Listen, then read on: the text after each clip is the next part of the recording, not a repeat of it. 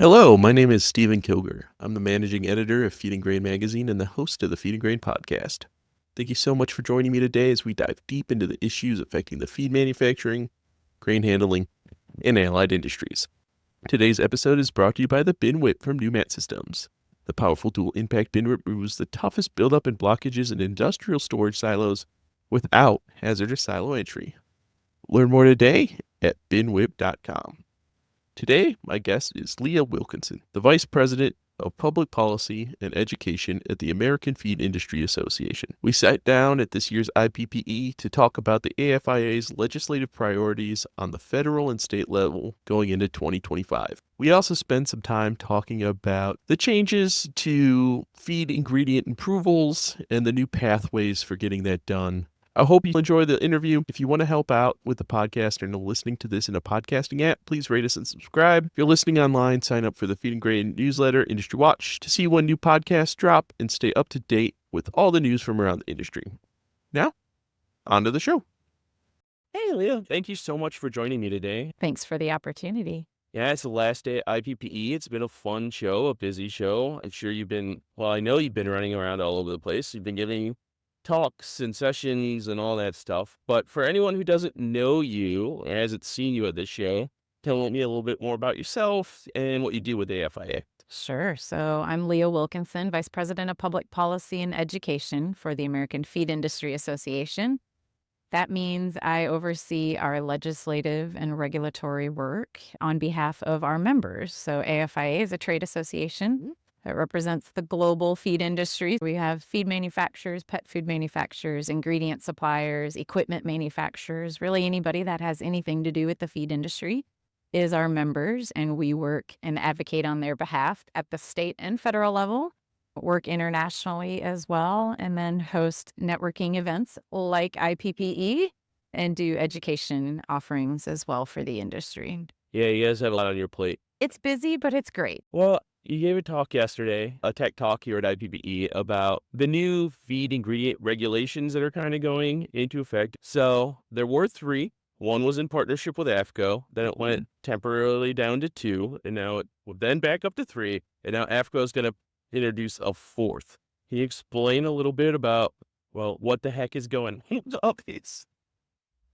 So the whole area of our ability to get ingredients approved in the United States has been a priority for AFIA. We need those systems to be there, right? So that we have processes to bring ingredients through. We need them to work efficiently, effectively, and meeting the types of products that our companies are really looking to bring to market. The most recent challenge that we had here that you mentioned is, like you said, we had three ingredient approval pathways, and the Food and Drug Administration was really the key to all of those.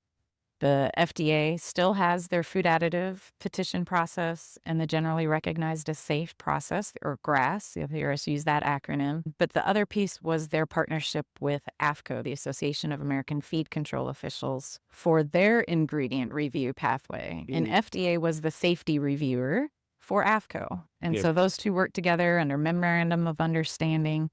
And that memorandum was only about 17 years old. But they've been working together on this for decades. Yeah. And so now FDA said we can't extend that MOU anymore. So they're going to still be part of AFCO working on safety issues, inspections, that type of thing. But they're not going to be doing ingredient reviews. So that happened last fall. And that AFCO review process stopped in October 1st. So we were at a vacancy, right? We lost that pathway. But both FDA and AFCO stepped up and realized that was going to put the industry in a tough spot. And so they both started working on a new process to replace it. And so that's where in early January, FDA came out and said that they were going to put in the Animal Food Ingredient Consultations. So AFIC. AFIC. It's an acronym soup that you can play. And AFIC went into place in January. And it is meant to replace the AFCO ingredient process from an FDA perspective. So they are going to allow the same types of ingredients that would have gone through AFCO before to utilize this new consultation process. The data requirements are going to be the same. They are proposing a new thing, though, that they're going to be public with the ingredients that are going through the AFIC process. So they're going to have a website. They're going to post and say that this ingredient is pending review. And then they'll post they're going to call it a consultation complete letter, and that'll get posted to the website. They're going to take some public comment through this process as well. That whole transparency thing was one of the reasons why FDA stepped away from AFCO. Were they getting pressure to make the whole process more transparent? They were getting pressure, and FDA was doing the AFCO work without any legal authority. And so they were using enforcement discretion. Now, the irony is they're still using enforcement discretion with the AFIC process while they are continuing to work and improve the food additives and the GRAS processes, which AFIA has asked them to do over the last couple of years, too. So lots of things going on in the ingredient world right now. Yeah. Well, you were just at the AFCO meeting, I guess, Yes, last week? their mid-year meeting was where last they week. voted on their new system. Can you tell us a little bit about what that system is and what its kind of place is in this kind of why does it exist? Why isn't the FDA solution? Why aren't those solutions Why aren't enough? those three enough? So we've got the FDA replacement, and now, like you said, AFCO and their part that they were going to do to replace their lost pathway. Mhm. They had a proposal that was out for comments this last fall, and they want to contract with Kansas State Olathe, one of their branch campuses. Mhm. And the AFCO membership voted to approve this contract, and they will use them as an administrator for the review process. And then they will also pull in subject matter experts to help them review these ingredient submissions. And the intent is it will allow AFCO to have a pathway to continue to get ingredients listed in their AFCO official publication. It will provide industry another pathway that would allow ingredients to filter into the right pathway depending upon the type of product you have or the type of data that you have. This new AFCO pathway is going to be a way that we can modify current AFCO definitions, because that was something that we lost with the MOU going away. We have lots of definitions that are maybe for a single species now, but they want to add more species or maybe add a different processing step to it. We didn't know how to do that until AFCO created this new step. Well, and it's the AFCO book is what you were saying yesterday. A lot of states use as their guide to what they should approve and what they shouldn't approve in feed in their state, right? Yep. So feed is regulated at the federal level and the state level. And so Okay. that gets complicated. So you've got to make sure whatever pathway you're using, that it meets the federal requirement. But then, like you said, the state feed laws also have to make sure that those ingredients are approved. And state feed laws require them to be in the AFCO official publication. The Secretary or Commissioner of Agriculture can create their own list or approve ingredients on their own, but it's really that AFCO official publication that they look to. So that was a key for both the new AFIC process that got established, that those ingredients can get into the AFCO official publication. But then also whatever AFCO sets up, that FDA is going to be okay with it. Yeah. And so the way AFCO has set theirs up is it's like GRAS. It's that generally recognized as safe. And you're meeting those same requirements at a federal level for GRAS. Now you're just going to, I call it GRAS Plus. So you're doing your independent GRAS conclusion. You're giving it to AFCO. Now you're going to have some more outside experts look at that GRAS submission and give you more confidence that the product is safe. I think they should take your naming convention. They're probably going to give it some long acronym or something, but GRAS Plus is just better, I think. Yet to be named. Oh, it's all interesting. I love it. I mean, it is our system, right? Where sometimes the government's like, well, we're going to make it more transparent, but then they just make it more complicated. And that's why we're here at AFIA to try to help our members navigate the change. That's always who I really feel bad for is, smaller companies who are doing cutting edge work with probably not huge staffs anymore, and they have to get these ingredients improved, and to ask a startup or someone to go through this process is, I'm sure, very expensive and very complicated to figure out. And it can be intimidating, right? Oh, yeah. I mean, anytime you get the federal government involved, I mean, it's intimidating, especially when the hopes of your ingredient, this thing that you've invested all this money into, is now kind of a yes or no binary from the government. We follow federal, obviously, Mhm. quite a bit. Is there anything interesting going on at the state level that maybe feed manufacturers should be aware of coming down the pipe? The great thing about state government is state legislators and things are usually a lot more willing to listen to business owners and people in their community than federal. So sometimes you can get stuff changed there. You just have no chance on the federal level. So this year is one of the years where all 50 states are having their legislative session. There's a couple of states that are every other year. Hmm. But when odd year, right? So 2025, all of those states are having their legislative session. And they started in January. The season of state legislation and monitoring all the bills that get introduced, it started. I know, that's not a tough job for you. I have Louise Calderwood who manages that and does a great job for us. We are watching this year for the theme that's been the last couple of years is bills that get introduced that want to add fees or requirements to our companies that register and pay for that registration in states for their feed or their pet food products. And so whether it is an additional fee to pay for spay and neutering dogs and cats, or water quality grants, animal welfare that has been to fund animal welfare efforts at a state Department of Agriculture. There's been a varied number of ways that states have seen the fees that our industry pays to regulate, to be regulated, right? That's why we pay those fees, to siphon those fees off or add them to so they can go pay for other programs in the department. We've had a few of those introduced already. We're expecting a few more, and just making sure that we continue to have that ability to pay for the commercial feed program to run and not put an extra burden on our members that doesn't relate to being regulated. Well, it's this seems to be more common in state and local governments is instead of raising taxes, which is, politically not very popular, to instead raise fees and try to get money for programs they want to run from other places. And it's going to be an interesting time if we're going to be cutting federal government funding at the federal level. I know there's been a lot of states that have activity in the PFAS area with either looking at water contamination or soil contamination. So will that trend continue at the state level with more states doing that? So it's going to be an interesting spring season to watch.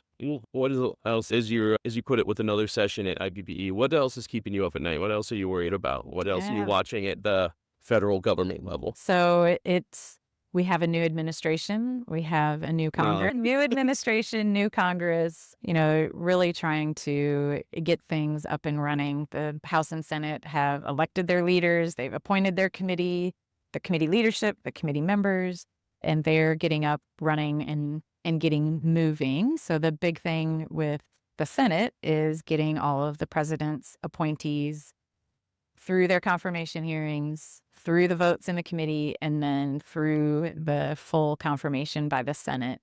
And we just had the EPA administrator get that Senate confirmation yesterday, Lee Zeldin. So that's kind of priority number one on the Senate side, is getting all those political appointees. Well, yeah, because they will direct how all of these federal organizations run and what their priorities are. They will, and it's really key. So last week at the AFCO meeting, the FDA officials had to depart the meeting. And it's standard that when any new administration comes in, that they step back, they slow down, want to make sure that messages coming out of an agency are meeting that administration's priorities and messages. And so within the Department of Health and Human Services, where the Food and Drug Administration resides, they were told to, pull back, not do any public appearances unless all of those messages were run through the political chain. And not having the cabinet secretary there yet, not having any political appointees, that just slowed everything down. And so they're like, even here, we were not able to get our FDA officials to come to IPPE. So we had to pinch it and pivot and fill in. And so just, getting those political appointees is key. And so things can continue to go. And they always go back and look at the things that the Mhm. last administration did. We like, they put in place the new AFIC, right? So we want that to continue to move forward and hope that that will happen soon. Once people are in, then you know what you really have to focus on trying to get it's in the keep. Just have somebody to talk to. I'm sure there's a few OSHA regulations and things that the Biden administration put in that people would like to see rolled back. There were some proposals that were out there that never got finalized. Mhm. So where will those stand from OSHA, the heat standard? Yep. Heat standard's a big one. I did a whole podcast on them. I'm going to look real foolish if they just roll it all back, and I don't. It's all worthless, but it's fine. It's the problem with being in journalism. I think you still understand the intent, though, is to take care of our workers. I mean, I've been in a feed mill in Georgia in the summer, and it's not fun in there. Yeah, so just going to continue to advocate with the new administration for our industry priorities, right? We want to make sure that we have the ability to export products because that is vital to our industry's growth, as well as the ability to bring new innovations and feed all of our livestock, poultry, and companion animals here in the United States. So one of those key items is we're going to be continuing to educate them on supply chain issues that we have and making sure that they understand that we are reliant on a couple countries for supplying some of our vitamins and amino acids that we don't manufacture here in the United States. And so what can we do to help spur domestic production, innovation in that category? Can we work with some of our countries that are manufacturing those ingredients to help them increase their supply? Can we find other countries that we have good trade agreements and partnerships with? Nearshoring, friendshoring. We want to just make everybody aware that we need these vital inputs for animal nutrition, animal welfare, animal production, food security. It's a human health concern too, right? So doing a lot of educating and then trying to find some solutions that we can use to bring that production and materials back to the U.S. Well, I think a lot of people forget that the federal government is also one of the key reasons, like export mission, branching out with U.S. agriculture products. Like, these are all very important things that the federal government does a lot of. Really, it gives you guys the ability to do it. It gives U.S. Grains Council the ability to do it, and a lot of organizations that rely on that funding and those programs. And it's really important for the industry, but I don't think a lot of people realize just how much that work helped, especially since I always say it with grain side, we produce the best grain in the entire world, and we just do. It's the safest, it's the most reliable product. Same with feed products. The more we can send those out, as people build up their livestock and build up their meat eating populations, supporting our industry is there to provide for those countries. Yep. It's harder to ship livestock than it is feed. Exactly. And feed ingredients is another easy thing to ship. So we can do that. We can bring that innovation to them so that they can either, like you said, increase their livestock and therefore their food security, or if they're growing in their ownership of dogs and cats too, right? That they're eating healthy diets and living those life expectations that we have here in the United States. Well, thank you so much for talking to me today. I really appreciate it. I hope you'll come on again once we have more of an idea of what the heck's going to be happening. We'll continue to talk to you and share what's happening, and happy to do that. And I hope you enjoy your last day at IPPE. Everyone listening, thank you for doing so. Stay safe.